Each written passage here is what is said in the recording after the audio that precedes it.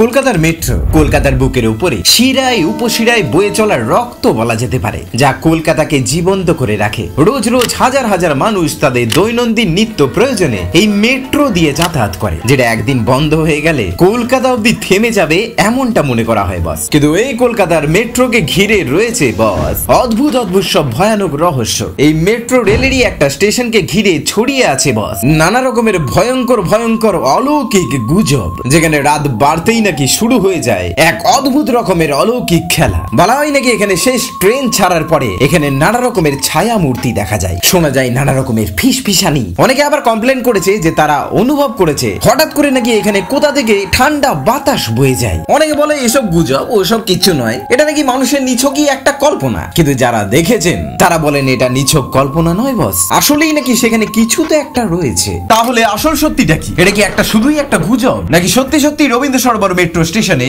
অলৌকিক কিছু একটা ঘটে? আজকের ভিডিওতে এই রহস্যেরই উত্তর খুঁজে বের করবো আমরা। সঙ্গে রয়েছি আমি আপনার প্রিয় বন্ধু শুভঙ্কর, এবং আপনি দেখছেন এখন স্টার ওয়াপার।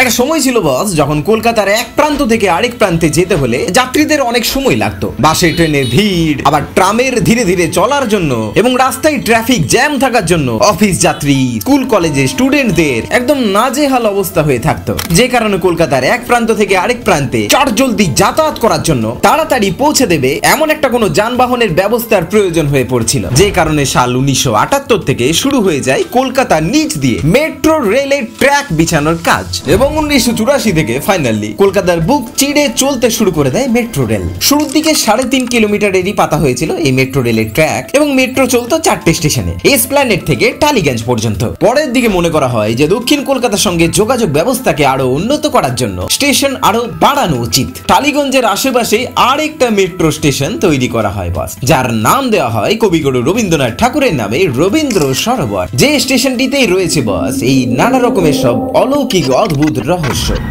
দেখুন বস, রবীন্দ্র সরোবর মেট্রো স্টেশন কলকাতার অন্যতম পুরনো রেল স্টেশনগুলোর মধ্যে একটি, কিন্তু রাত বাড়লেই নাকি এই স্টেশনটা একদম অন্য রকমের হয়ে যায় বস। এখানে স্টাফেরা বলেন নাকি এই রাতে শেষ ট্রেন যখন এখানে আসে তখন নাকি অনেক যাত্রী এমন কিছু দেখেন যা ব্যাখ্যা করা কঠিন। একবার একজন যাত্রী বলেন, আমি রাত 10:30টার সময় রবীন্দ্র সরোবর স্টেশনে ট্রেনের জন্য দাঁড়িয়েছিলাম। প্ল্যাটফর্মে 2-1টা প্যাসেঞ্জারই ছিল। সেই মুহূর্তে হঠাৎ দেখি অদ্ভুত দেখতে এক ব্যক্তি প্ল্যাটফর্মে একদম শেষের দিকে দাঁড়িয়ে আছেন। সেই জায়গাটা অল্প অন্ধকার ছিল, তাই ভালো করে তাকে দেখাও যাচ্ছিল না। কিন্তু অবাক করা কথা হচ্ছে, আমি যখন ঘাড় ফিরিয়ে অন্যদিকে তাকিয়ে আবার সেদিকে তাকাই, দেখি সে নেই। এই ঘটনা শুধু একজন যাত্রী নয় বস, এমনটা অনেক যাত্রী বলেছেন যে তারাও নাকি এই সেম কিছু দেখেছেন সেখানে। বিভিন্ন রিপোর্ট এবং পুরনো খবরের কাগজ থেকে জানতে পারা যায় যে এখানে মানুষ যে ভয় পায় তার আসল কারণ হলো বস যে এই স্টেশনে নাকি আজ অব্দি অনেকেই ট্রেনের নিচে ঝাঁপ দিয়ে আত্মহত্যা করেছে। একটা রিপোর্ট বলে যে কলকাতার সব মেট্রো স্টেশনগুলোর মধ্যে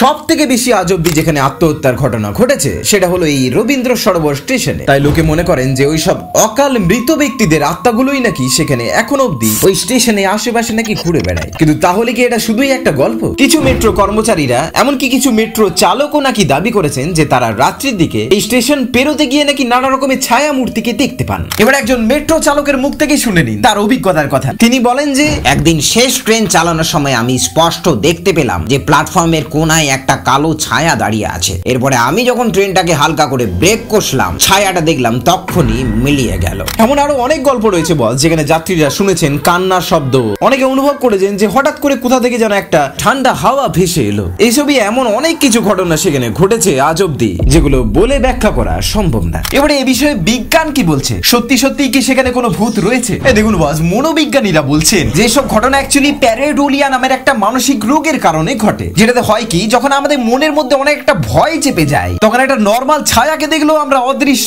অতৃপ্ত, তেনারা মনে করি। তখন বাতাসের শব্দকে তখন আমাদের মনে হয় যেন কেউ কাঁদছে, এরকম কান্না বলে মনে হয়। এছাড়াও রাত্রিবেলায় যাত্রী কম থাকার জন্য স্টেশনের থমথমে পরিবেশ, কম আলো, রাত্রির নিস্তব্ধতা হতে পারে হয়তো এটা সেই ভয়ের অনুভূতিটাকে আরো বাড়িয়ে দেয়। তাহলে যে ভূত সেখানে আদৌ রয়েছে, তাহলে কি এটা শুধুই একটা কল্পনা? এবার দেখুন বস, রবীন্দ্র সরোবর মেট্রো স্টেশনকে কেউ কেউ বলে যে সত্যি এটা একটা ভূত ভুতুর স্টেশন। আবার কেউ কেউ বলে যে এগুলো শুধুই এক একটা কাকতালীয় ঘটনা, কিন্তু এ কথা কিন্তু অস্বীকার করা যায় না যে সত্যি সেখানে এত এত লোকে কিন্তু আজ অব্দি আত্মহত্যা করেছে, যেটার জন্যই লোকে যতই সাহস করে সেখানে আসুক না কেন তাদের মনে কোথা থেকেও যেন একটা ভয় ঢুকে গেছে। তাই আমার দুই বাংলার বন্ধুরা এবং আমার মায়েরা, আপনি কি মনে করেন সত্যিই কি এখানে অলৌকিক কিছু একটা ঘটে, নাকি এটা পুরোটাই মানুষের একটা কল্পনা? কমেন্ট বক্সে আপনার মতামত জানাতে ভুলবেন না, এবং নেক্সট ভিডিও আপনি কোন টপিকে চান সেটাও কমেন্টে জানাতে ভুলবেন না। যার কমেন্টে সব থেকে বেশি লাইক আসবে আমি নেক্সট ভিডিও তার টপিক নিয়েই বানাবো বস। আজকের মতো এখানে বিদায় নিচ্ছি আমি, আপনার প্রিয় বন্ধু শুভঙ্কর। দেখা হচ্ছে বস